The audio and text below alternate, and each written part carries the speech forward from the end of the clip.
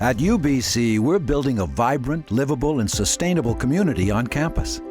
To support that vision, UBC is developing a housing action plan to improve housing choice and affordability on the Vancouver campus for faculty, staff, and students.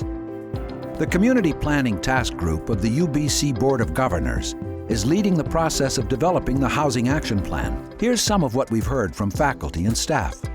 Housing is the #1 factor in recruiting faculty to UBC. Just this morning, I had 2 faculty members whom we're trying to recruit. Both said they're not coming. The issue is housing and the cost of living in Vancouver.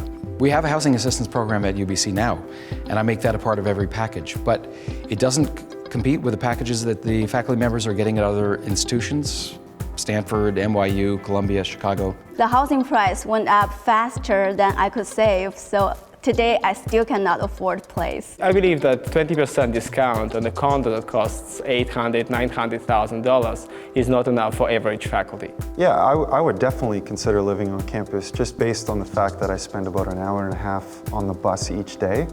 And with a full work day going home, that hour and a half is very valuable to me. When we first moved to campus, we lived in a 2-bedroom apartment. We only had 1 child at the time, expecting another, and we're on a waiting list for 2 years. For myself and my wife, and actually many of my neighbors, we feel that long-term rental is a viable option now. We've developed a comprehensive discussion paper outlining potential housing program options. Some of the options we're considering for faculty and staff cover ownership, rental, and financial assistance programs.